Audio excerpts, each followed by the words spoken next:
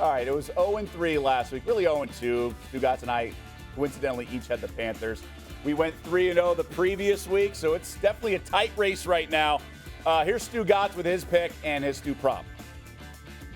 All right, thank you, Doug. Listen, I'm 2-1, and I'm not 3-0, and I blame Kezirian because I had the Carolina Panthers. I chose them first, and then Doug, because I'm so hot, he tried to trail me. He also took the Panthers, and for that reason, we lost. I should have went with my original pick, which was the Steelers. I'm 2-0. Regardless, I am blaming Doug Kezirian for my first loss. So in my personal record book, I'm really 3-0, even though the Daily Wager guys have me at 2-1. All right, here is the Stu Props pick. This is a wheel of content. I am down in the Dan Le Batard and Stugotz radio studios down at the Clevelander Hotel down on South Beach, okay? This is our wheel of content. We would put a bunch of topics on here. We'd spin the wheel, whatever topic it landed on. That's the topic we would discuss. It's lazy. It's my kind of radio. I am going to spin the wheel here, and whatever helmet it lands on, that is the Stu Props pick of the week. So here we go. Going to give it a nice spin here. It's spinning it. Here we go, Kezirian. The Atlanta Falcons. The Falcons coming off their first victory. That is the Stu Props pick of the week. And, Doug, my pick for this week is the Kansas City Chiefs. They are minus 8.5. They're at Denver. I don't like Denver. I love the Chiefs. I have the Chiefs winning that game by 14 points. I'm going to go 3-1, 4-0, really, in my personal record book. So I have the Chiefs here. Stu Props has the Falcons. Let's send it back up to Doug, and let's see who Doug's selecting this week. This week, for a change, I'm not tailing Stugotz. You mushed him. Yeah, I did, but it is all my fault on the Panthers. No, I'm going to Monday night, and it's a little fishy line when I first looked at it, Joe. But you do this a lot. You try to zig when everyone's zagging. There's been a lot of hype on the Bears, a lot of downward on the Goff after last week's performance. But I do like the Rams laying the points. I think they're getting home. They're going to get better after back-to-back road games. And I think it's a tough spot for the Bears going back-to-back road games. First Carolina, now this weekend. And I just don't trust this Bears team. Yes, 5-1, but it's a little bit of fool's gold. After what that Niner offense did to the Rams last week, you got to figure that defensive unit is coming in focused on Nick Foles and a Bears offense that has really been struggling. I like where your head's at. I believe in Sean McVay to get in Goff's helmet and tell him exactly what to do the entire game and cover the 6 points.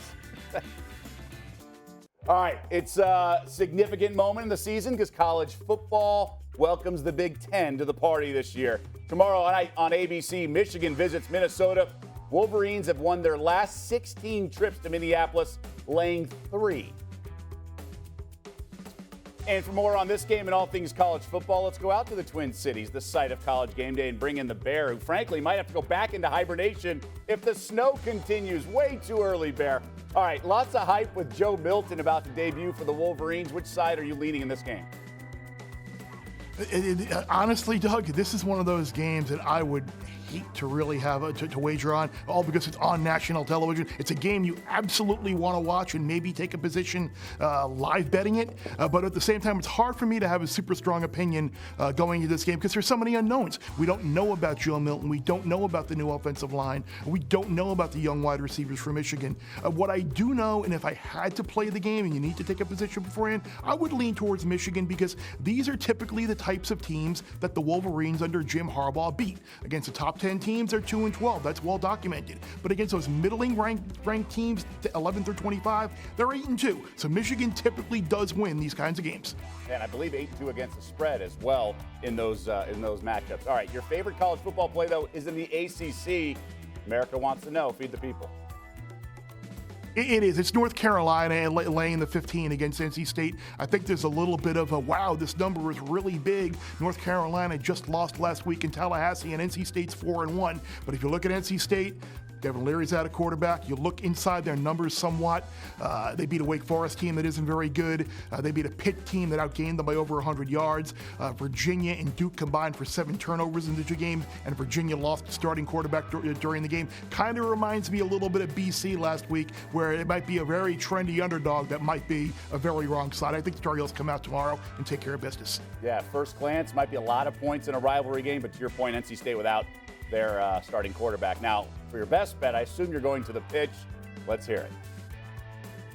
Well, we have to keep the tradition alive, and Barnsley wound up beating me earlier this week on a best bet against Stoke, but I'm going to go back to fading Barnsley. I'm going to take Millwall, who's one of the favorites in the Championship League this year.